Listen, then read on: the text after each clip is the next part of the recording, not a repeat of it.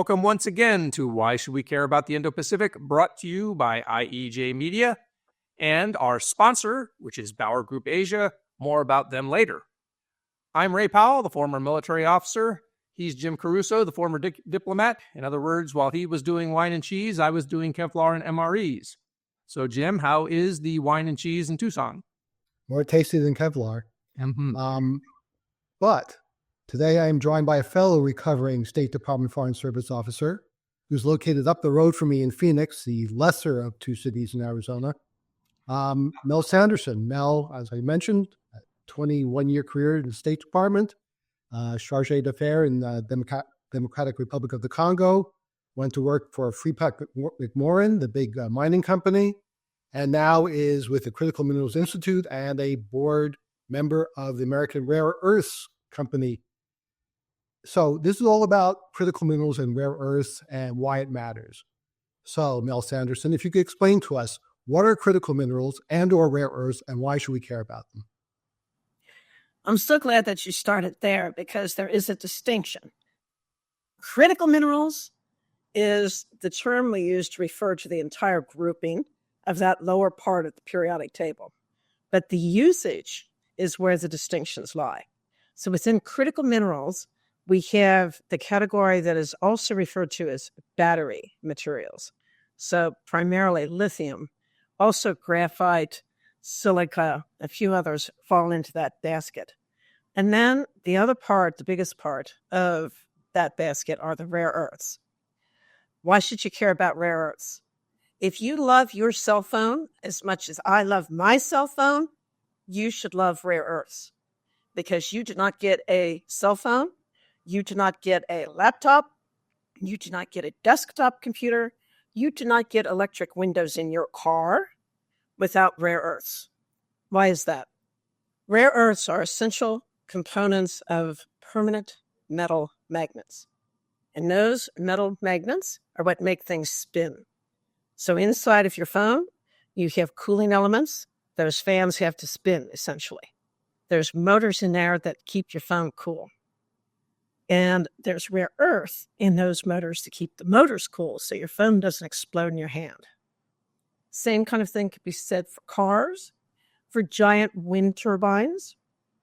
Those big metal magnets in there that make the blades spin would heat up and explode if it were not for rare earths.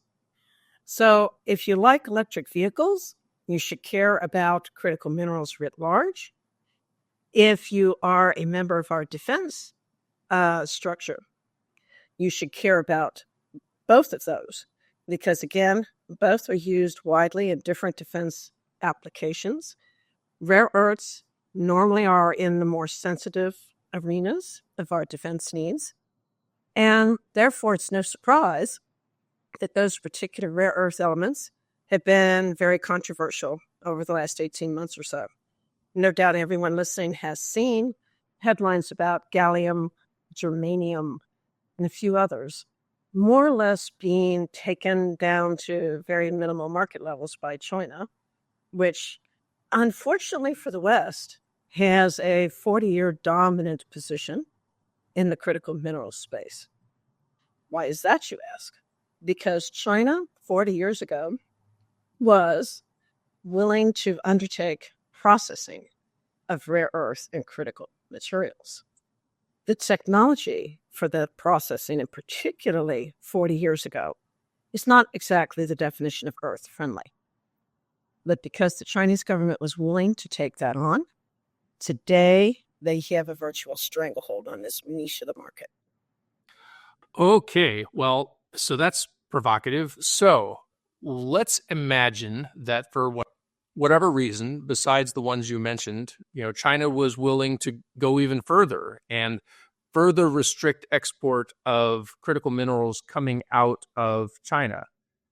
What would that mean to your average American, Australian, Asia Pacific Islander, Southeast Asian? What would it mean to people if all of a sudden China began to crank down on the processing or the export of critical minerals to certain countries?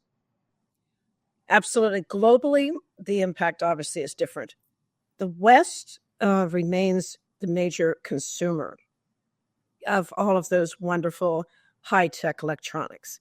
The market penetration outside of the obvious, Japan, South Korea, aside from the obvious, the market penetration is not as high throughout the rest of Asia, Africa, or the Middle East. So China's making a decision of that nature would have an almost immediate, in the market sense, of within 1 year, a severe impact on Western consumers. We have seen some preliminary indicators of that. I don't know if you remember, it was about 18 months ago that there was suddenly a lag time in the production of smartphones. And that was because there weren't enough semiconductors to build the phones. And that was because China had decided to restrict gallium and germanium at that time, much more sharply than they are currently doing. And it hit immediately on the semiconductor producers and downstream to the smartphone market.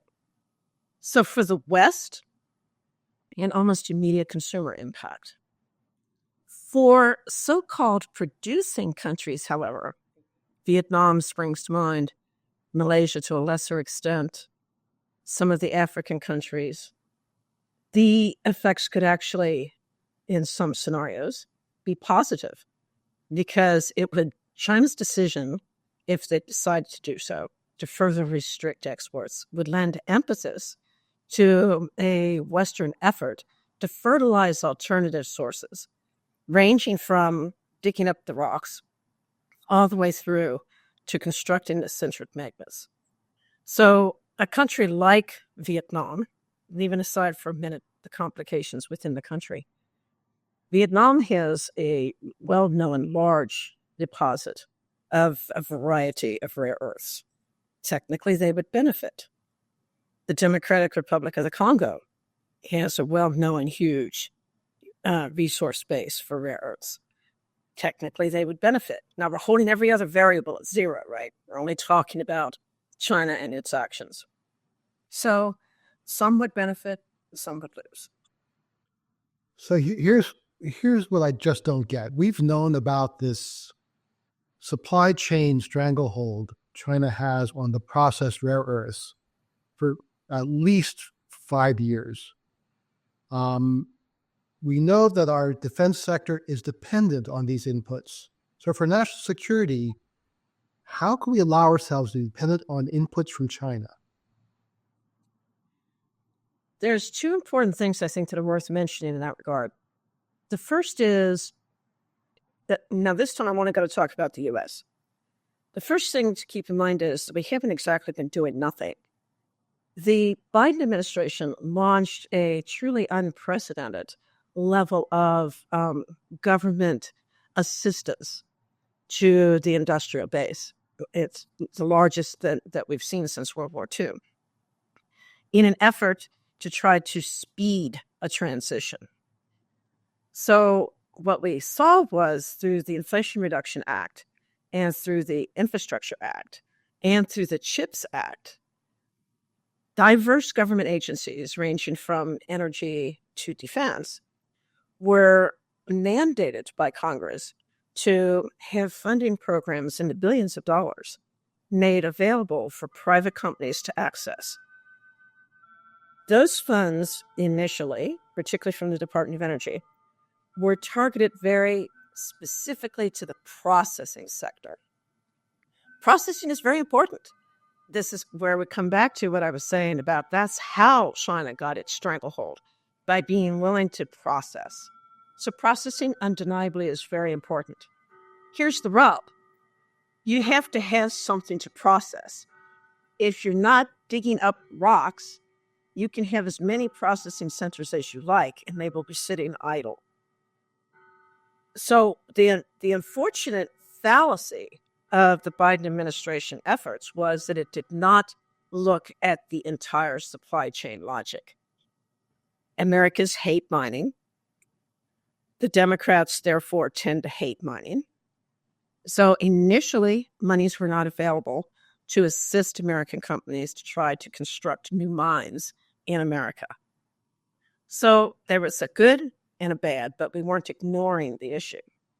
But the bigger problem is even in an ideal world, even if there were no regulatory barriers, even if institutional investors were rushing to throw billions of private dollars at the problem, you don't build mines overnight. This is huge and complex infrastructure that we're talking about. Even an open pit mine can take anywhere from 4 to 7 years to build, just to build all of the infrastructure, from the actual extraction of the rocks, through the crushing of the rocks, through secondary processing of the rocks, into a concentrate. All of those steps require their own infrastructure and require being melded seamlessly together. So just to get from rock to concentrate, which is a liquefied form of the rock that then becomes usable for further processing, it can take that long just to build the infrastructure. So I wouldn't say that we've been blind to the issue. We're just shackled by reality. So, Mel, I went back and looked at some of the things that you have written about this. And 2 years ago, you criticized the Biden administration that you said was, quote, thrashing about to find reliable sources of the above-mentioned materials without having to actually permit new mines in the U.S. So there is, of course, a new administration, which is also an old administration, which has had maybe more lax approach toward permitting, if you will, and has issued executive orders about permitting and those kinds of things. What is your impression of what the Trump administration has done in its first week, as we're speaking, on this issue? Is it going to be sufficient to address your concerns, or do you have more? I definitely think that President Trump's executive order about unshackling energy is highly significant because it contains provisions related to mining faster, mining better. There are, however, limits on what can be done only through executive order.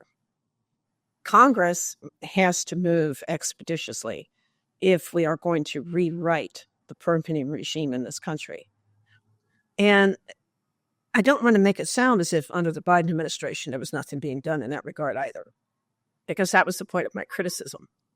A bipartisan effort was undertaken by Wyoming Senator Barrasso and West Virginia Senator Manchin, with assistance from Arizona Senator Kyrsten Sinema, to prepare and present, not once but twice, a bill outlining what I would refer to as realistic permitting reform. Because, we can't just heedlessly throw aside all environmental concerns. We can't just heedlessly throw aside the complex nature of public lands. Those are important factors that need to continue to be respected. However, within that consideration, there is plenty of latitude using technology, for instance, using common sense, for instance, to reduce that time for permitting. Right now, a company has to apply sequentially to all of the associated federal government permitting authorities. So depending on what kind of federal land you're on, that can range from the Bureau of Land Management to the Forest Service to the Nuclear Regulatory Agency, which is very important in terms of the rare earth market. And so as you progress down this government pathway, each agency gets to take a chop at you, and there's no time limit on how long they get to think about it. That's ludicrous in and of itself. So this is what I mean when I say that there are some common sense measures that Congress could pretty much immediately put in place. Ordering government agencies to actually use computers and technology to talk to each other, to develop one and only one form that companies can fill out in their entirety, submit once, addressing all of the issues that are specific to individual government entities. And within the so-called Fast 40, which was set up under the Biden administration, one key aspect of that is the government is required to appoint a lead agency, the one that is most appropriate for the project. In most cases, that would be BLM. So let's say under this scenario that we're discussing, Sorry, BLM becomes Bureau of Land Management in the United States. So go ahead. Thank you. Acronyms, the killer of us all. So BLM, let's say, would be the lead agency and responsible for coordinating between all of the other agencies with a set deadline. In the Manchin-Barrasso bill, that set deadline was 2 years. If the government has not rejected the proposal within 2 years, it is deemed to be approved. That was key because that lights the fire in Washington under the bureaucracy. It gives the company a defined timeline that they know they're working against, because then there are other steps that the company can be taking with, relative surety. I say relative. It gives the possibility of opening the door for private investors. Why is private money not flowing into the critical mineral space? It's not because bankers are stupid. It's because bankers are wary. Right now, if you can't tell if your project will be permitted in 2 years or 20 years, who's going to invest? Would you want to put your checkbook on the table for that? So that's why permitting reform is key. It's providing that surety, that stability, that potential for private sector engagement that we currently lack. That's why there's no, to speak of, domestic mining industry in this country. And aside from Mountain Pass MP Materials, why there is no rare earth company in this country. So if we leave the U.S. and go across the Pacific to Australia, which has a long and storied history of mining, they actually do have companies that are producing rare earths now, processing rare earths now, with new investment going in. And yet all these companies seem to be having financial difficulties. Why is that? I didn't hear the last part. Why is it what? Why are they having financial difficulties, these Australian programs and companies? Comes back to the power of China in the marketplace. When you are processing 70% of all the material that comes out in this sector globally, right away, that means that Australia is in that 30% chunk. If the 70% producer decides and is able, which China is, that it simply wants to crush the price, it will simply crush the price.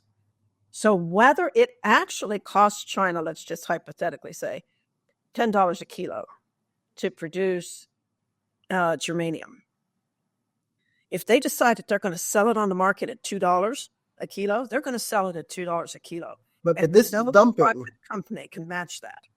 This is the definition of dumping on the market, which is supposed to be illegal under trade laws. So we just can't manage to push back on that and put tariffs on or somehow level the playing field? We did take China to the World Trade Organization 3 years ago and won a positive ruling. But any international organization's power is only as good as the willingness of the members to respect that power. So China, for a while, returned to what we could call normal market pricing. But now we're back into the previous scenario where, and it's important for people to know this, private companies in the West are attempting to compete against government-funded companies in China. If the company is not outright owned by the Chinese government, the government has substantial participation in it and therefore investment and control over it. And with the government financial backing, that is how they are able to make those kinds of decisions that, okay, it cost us $10 to produce, we're going to sell it for $2. It's a loss of $8 on every kilo, but the government's going to make that good for us, so we don't care. That is why Australia is having trouble, because no private company can compete in the market. And that goes for a U.S. company as well. It goes beyond, I hear this all the time, it goes beyond this discussion of, well, U.S. workers cost too much. No, that's one factor among many. The fundamental problem is China's ability to crush the market.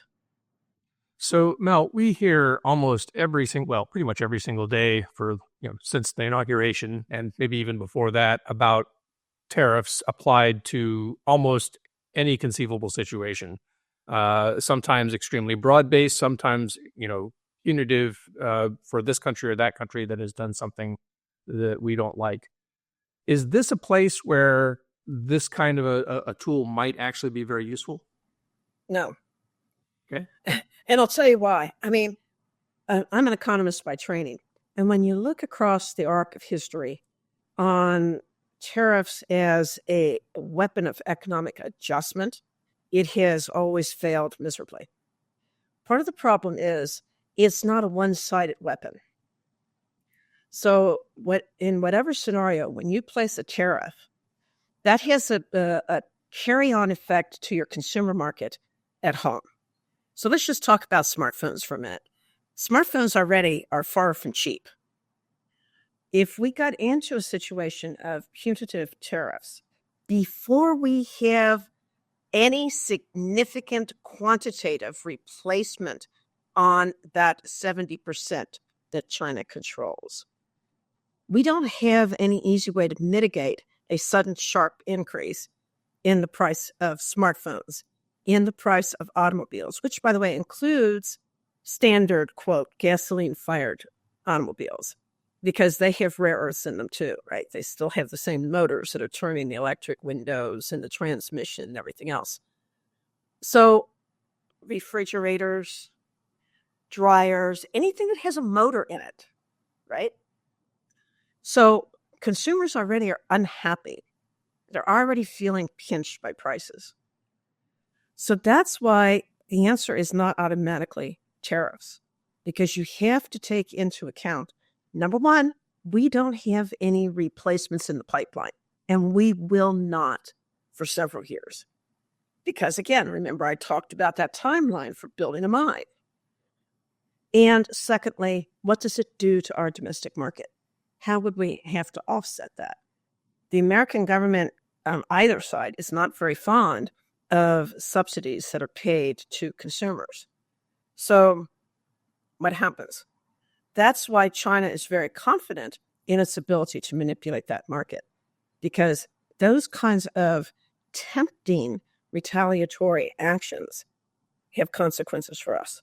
So just to follow up very quickly, so there's been another discussion that's been happening around China's most favored nation status under U.S. law, and maybe a follow-on discussion about its standing as a WTO member. Are there avenues that might be more productive to go down that line? The most favored trading nation one is actually of some interest, because that would have a more immediate effect on China. And if that step is taken in Western solidarity, then China does begin to have an economic issue, because now it is producing various kinds of product at high level, which of course is essential for their employment of their citizens. And we would be closing down those markets or making them a lot more costly for China. So that one is of some interest. The problem becomes, if you take that to its logical extreme and you remove the favored trading nation status entirely, again, where's the substitutability? China produces so many things in America's consumer market. And again, because of its ability to subsidize its pricing, Americans have become addicted to cheap stuff. It's that simple. China sells it into this country below its production cost. And we have all benefited from that, yours truly included. So again, if you go to the extreme and you shut it down completely, we don't have substitutability yet. We're trying to rebuild a manufacturing base, emphasis on rebuild and try. We don't have it in place. And even when we do, the true price, the true market price will always be higher than what China has been selling to us because of that bundle of factors. Our infrastructure is great, but it costs more. Our human capital is great, but it costs more. So we always will be the higher priced product. And are you getting better quality? Yes, you are. But you need to be willing to pay for it. So that comes back to the unhappy American consumer is going to be even more unhappy when they're told they have to pay more. This is the fundamental rub for us in the United States. So I don't know how we get over this catch-22 of we can't build new mines unless there's an impetus for private sector to invest in it. And private sector will invest in it if it's perceived that China will always undercut the price. So where do we go? There's been a couple of interesting discussions, and I know that DOD has been referenced in regard to these particular conversations, that being able to set up what amounts to a U.S.-specific pricing structure for critical materials that essentially would say the market price actually should be, let's say, $30 a kilo. So that's the price that will be paid by the United States companies to purchase these materials. That instantly levels the playing field. The question becomes, now you're talking about what amounts to a market-based subsidy, very similar to what China's been paying all along. Are we saying that DOD should pay that? Or are we saying that, some slush fund is going to pay that? Or are we going to have a public-private partnership that's going to pay that? Because somebody somewhere has to pay that delta. You can't just erase it. So that's one thing. But the other thing is, coming back to that time required to build a mine scenario. There are plenty of places around the world where you can build the physical infrastructure for a mine a little more quickly than you can in the United States right now today, current circumstances, factoring in permitting problems, financing problems. And again, there's a program in place. It's run by the State Department, overseen by the State Department.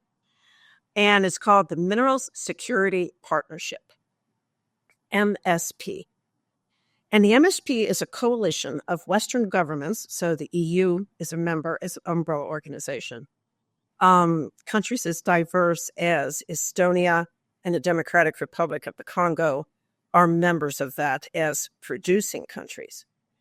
And that is essentially providing funding to companies to try to begin mining in these more friendly jurisdictions to be able to bridge that gap, to bridge that period of time when we aren't going to have the mine in America, which is the most secure supply chain. I always tell people that there is nothing more secure than mined and made in America. But until we can get that, the gold standard, MSP is fertilizing the growth of access outside of the United States to bring back here for processing and use. So there's a couple of things out there in the air to work with. So, and I maybe we call this friendshoring. Is that a fair term for this? Yes. So if I am leading a country that is friendly with the United States, and I would like to sort of participate in this program, what's required of me? What's required of my country?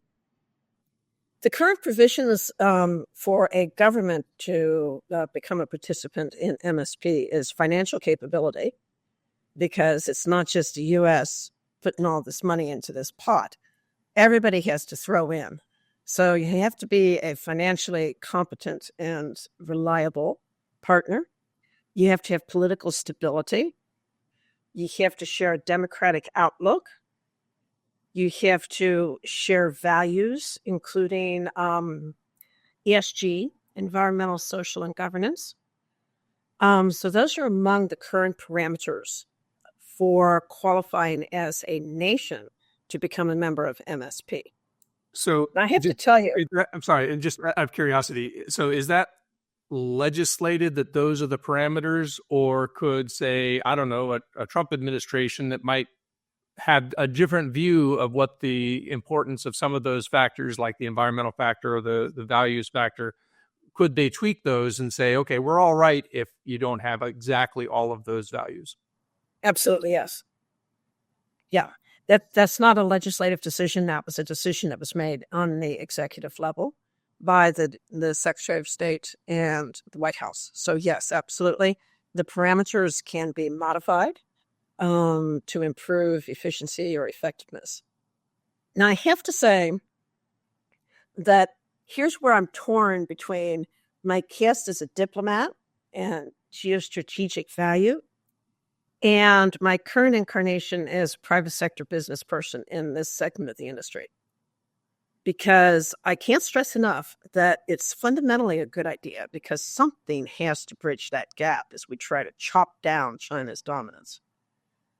As a private sector player, I'm not 100% thrilled that we're essentially building our competitors instead of building ourselves. That kind of nags at me. Makes me want to say, yo, American Rare Earths. Do you know? No, of course you don't know this. American Rare Earths, the company that I am on the board of, is an American-Australian company. We have a concession in Wyoming. It is vast. And we have so far been able to define through exploration and testing and quantify that on 16% of the land that we have under our control, we can securely say we have 2.5 billion with a B tons of total rare earth on 16% of what we've got. Doesn't sound so rare. You know, the funny thing is, rare earth is not rare in that sense. I mean, there's plenty of it around. It's like copper. It's like any mined material. The difficulty is always that lynch point of the processing. But my point here is, in American rare earths by itself, we have the answer for America. This is a strategic asset. If there is one thing that the Trump administration might want to consider, it is putting its weight behind this Halleck Creek project, which is the name of it. Because if we can get that built in a hurry, then we get to do this to China. For our audio-only listeners, what she was doing was sort of thumbing her nose at China. Yes, very expressive. So you mentioned MP Materials Mountain Pass, which is currently producing rare earths and processing it, and apparently starting to produce permanent magnets with its output. So how have they been able to overcome all the barriers you've identified to get to that point? And can it be replicated? The short answer is no, because MP, under different names, Molycorp and a couple of others, has actually existed for 40 years and was in the rare earth business more than once. But because the technology and the level of technological penetration was not as great then as it is today, the company failed several times and went bankrupt and was actually even shut down completely at one point. It was saved by Chinese investment. So that's why I said no, can't be replicated. Because at that moment in time, when again, this was not such a national security issue, the Chinese came in, put in the money, invested the time, brought the mine back out of mothballs, got it back up and running. Through concerted effort and with pressure from Washington, MP chopped away at that Chinese investment. And that is why MP became a prime target also for financial assistance from Washington, because even when you take China out of the ownership mix of, okay, we're digging up the rocks, for several years, MP was sending 100% of its rocks to China for processing anyway. And then China would send it back to the United States at a fast markup and sell the material back to us. So that's how MP became the champion for the U.S. industry, because they were producing, but get the Chinese out of that. Then they need help with the processing. Washington stepped in, provided funding, and now that's how they are where they are. We're starting to get close to time here, but I do want to kind of address something a little more globally rather than kind of our U.S. perspective. I mean, there are other advanced countries out there who have to be looking at this with similar trepidation, and which may not have the same kind of resources available in country as the U.S. potentially has. What are these countries? What is Japan doing? What is India doing? What is Europe doing? I'll start with the last one first because it's the easiest and shortest answer. Europe is attempting to put its toe in the water. In Germany, for instance, they are working to reopen an old mine. But the big thing for Europe is that their regulatory regime is much larger and much more heavily focused on the environment than is the case in the United States. So it makes it very complex for them to re-energize any kind of industry, number one. And number two, because many of the European countries have a long history of mining of various materials, they're looking very much to secondary recovery, which means, let's say you have an old coal mine and all the tailings are there, and those tailings have rare earths in them. So they're working to advance the technologies for secondary recovery, as are we in the United States as well. Japan has the nice position of being able to produce magnets. And so Japan is very actively working with partners around the world to feed into its magnet facilities. India is trying to bring forth its mining industry. Now, that's a country, in large part due to its size, but also to its geographic location, that, like some of the others I touched on really briefly, the Democratic Republic of the Congo, Vietnam, has resources to develop and to bring forward. And they are working strategically with partners to do that. They've been talking to the U.S., they've been talking to Japan. India is talking to Saudi Arabia. I haven't yet mentioned Saudi Arabia, UAE in particular, those two. There's a real push underway in the Middle East, and particularly in Saudi Arabia, which is a document called Plan 2030. Plan 2030 is you'd have to say, a visionary planning document that is only, I think, comparable in terms of what it touches upon to China's Great Leap Forward. Saudi Arabia is transforming its society, its economy, its industrial base, all simultaneously. And Saudi Arabia has the funds to support that, as does the UAE, which is starting from, in a societal sense, perhaps a slightly higher level. So a lot of countries right now are reaching out to Saudi Arabia for partnerships, and India is one of those. At the recent Future Minerals Forum in Saudi Arabia earlier this month, with attendance, by the way, of over 24,000 people, this without any comparison, the largest mining conference in the world, various governments signed letters of interest and intent with Riyadh to work together to develop resources that will then come to Saudi to be processed, and in many cases to remain there, because Saudi Arabia is also setting up a giant AI computing center. It's developing its own electric car industry. It is developing all kinds of things, smartphones. So while all of us are looking at China, and I don't say we shouldn't be, we also better be paying more attention to Saudi Arabia as a potential partner for us, and also the place to keep an eye on. They could wind up being the global economic power in 50 years. You need to watch that. Well, let's get you out of here on this question. Does the United States need to buy Greenland to deal with this? No, because they could fund American Rare Earths Holly Creek project right here at home and have as much, if not more, easily accessible rare earth than in Greenland. All right. Well, I get the sense you feel strongly about that. So, on that note, where can people follow your work in this area if they're curious about critical minerals and rare earths? I am on LinkedIn, and I would suggest that people watch that site because I do post quite a bit there. I also write for an online publication called Investor News. I just did a piece this weekend about Congo and rare earths and instability.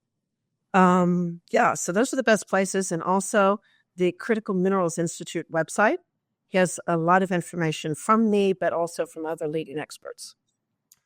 All right. Well, Melissa Sanderson, it's been a pleasure. It's been an education. We thank you for joining us.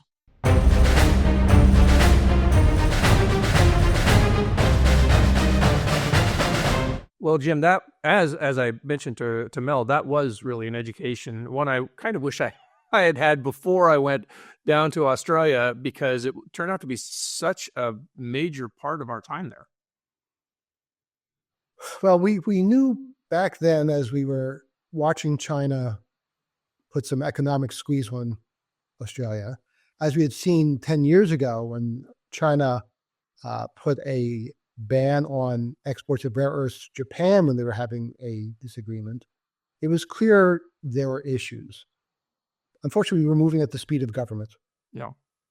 Well, and of course, this issue, I feel like, because I don't think I ever even encountered this issue before I got to Canberra in 2017. It sort of hit me like a ton of bricks. Like, this is suddenly this major issue. And I don't know if it was already, bubbling for years in these talks between the United States and Australia, but it seems to me like it sort of hit all of us very, very quickly. I mean, the Trump administration had a policy on this in the first Trump administration, but that didn't appear until like 2020. So, I feel like this is all very recent that we've sort of awakened to this huge problem that we potentially have, where by far the controlling interest, the controlling factor in the production of these things that we really, really, really need is owned by our potential adversary. You never want to be in a position where there's a monopoly supplier, right? That's in any business. So how we allowed our critical inputs to defense to be dependent on our major rival is still just something that makes me roll my eyes. Yeah. I mean, so we didn't even get into this with Mel, but defense applications, right? I mean, so, we talk about trying to rebuild the defense industrial base. You can't even really start without this stuff. Oh, absolutely. It's not just about assembling bombs in a factory in Kentucky, right? You have to start with the raw materials and getting it processed. These permanent magnets do things like help our guided missiles be guided. No. Optics, all the optics applications require on these things. So, yeah, it's good that we're trying to address it, but as Mel said, we don't seem to have a full-throated plan. Yeah. Well, and I think the other thing that came out of that I thought was really interesting was it's great to see executive orders come out about this stuff, but in the end, we need companies to have confidence that they can go ahead and invest here on a long-term, decades-long project, and they're not going to get shut down by a subsequent administration that has other concerns. So you really do have to actually legislate, which is something we don't do very well these days. I can add nothing to that. All right. Well, then you told me before we started here that you have a story about mining. So tell me a story about mining, Jim. So one of the largest copper and gold mines in the world is in the Indonesian side of Papua. Okay. The Grasberg mine, which is on the south coast of Papua, in the middle of nowhere. A lot of mines are in really difficult places. This is one. This is on the mountaintop where there was nothing. No. But the American company Freeport-McMoRan basically built a town and built this incredible infrastructure to get copper and gold out. The mine is surrounded by 7 tribes who, funnily enough, once they found all this wealth, all claimed the same area. So I went up there with the Freeport-McMoRan anthropologist, who has to negotiate with the various tribes. They don't call it royalties, but effectively it is, and employment for their tribes people. These people don't necessarily have a lot of education, don't really have watches. So when you say show up at 9 o'clock, they may not really be there at 9 or Tuesday. It's a just different way of looking at the world. Yeah. So Freeport was trying to deal with getting iron, copper and gold ore from this incredibly inhospitable area while dealing with a anthropological, sociological complexity that most of us never even dream about. Yeah. And it was really interesting. And in the middle of all this, they built a town for the expats, which looked like something out of Minnesota. And there was an American school, little American blonde kids running around playing baseball in the middle of the Papua forest. It was great. It's great. Well, if our listeners are curious about how to extract critical minerals out of Indonesia, they should probably contact our sponsors at Bauer Group Asia, a strategic advisory firm that specializes in the Indo-Pacific, including Indonesia, and things beyond just critical minerals. Bauer Group applies unmatched expertise and experience to help their clients navigate the world's most complex and dynamic markets. And of course, Jim, you are a senior advisor with Bauer Group, and you can find them at BauerGroupAsia.com. And we want to thank our producer, Ian Ellis Jones and IEJ Media, for making all of this possible. Please make sure you follow Ian at Ian Ellis Jones on X. He is also on LinkedIn. You can just look for his name, Ian Ellis.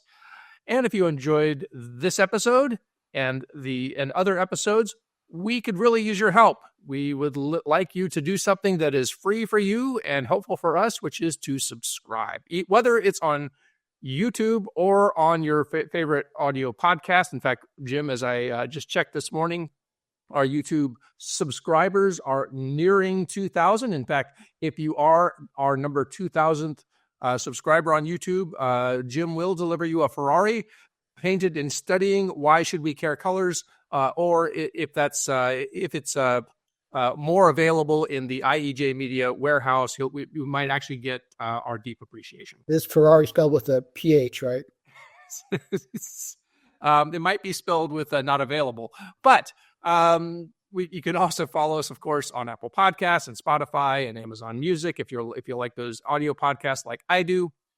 On X, we are at Indo-Pac Podcast. On LinkedIn, just look for the name of the podcast, which is Why Should We Care About the Indo-Pacific? And you can send us email, indopacificpodcast@gmail.com. Finally, don't forget to visit our sponsor, BauerGroupAsia.com. We're happy to have had you this time and look forward to next time on Why Should We Care About the Indo-Pacific?